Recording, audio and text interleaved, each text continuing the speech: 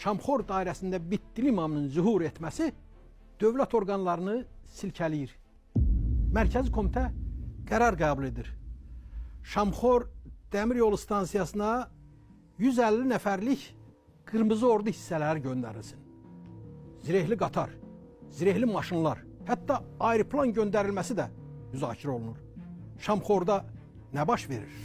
Sovet qəzetlərinin yazdığına görə hələ yanvarda Şamxor rayonunun Bitdili kəndində yaşayan Cıbılı Söyün yuxu görür.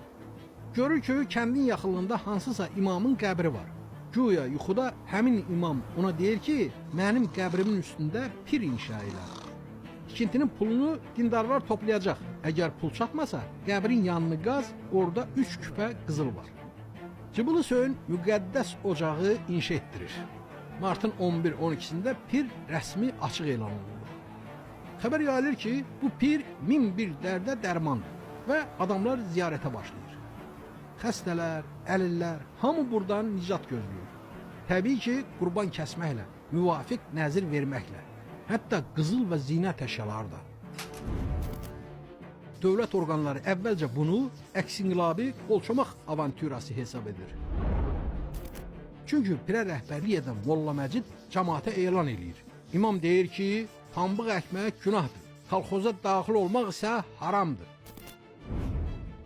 Pir binasının üstündə yaşıl İslam bayrağı ilə yanaşı üç rəngli bayrağın asılması dövlət nümayəndələrini hiddətləndirir. Regiona yeridilmiş ordu hissələrinin köməyi ilə qısa vaxtda təşkilatçılar həbs olunur.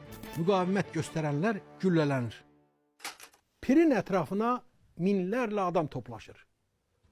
Onun ləğvinə etiraz edirlər. Hökumət Bitdili imamı ilə bağlı fikrini qətiləşdirir. NKVD qiyamı amansızlıqla yatırır və Bakıda müzakirələr başlanır.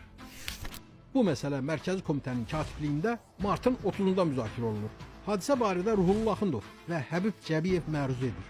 Mərkəzi Komitə görülmüş tədbirləri bəyənir. İzahat işləri üçün Şamxora 150-yə qədər kommunist göndərilir. Qərara alınır ki, Şamxor dəmir yolu stansiyasına 150 nəfərlik qırmızı ordu hissəsinin yeridilməsi kifayət hesab edilsin. Hadisə yerinə zirehli qatar göndərilməsi təxirə salınır. Mərkəzi komitə qərar alır.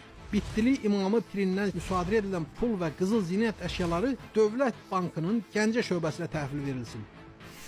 Bu, Bitdili imamı barədə Sovetlərin yaydığı məlumatdır.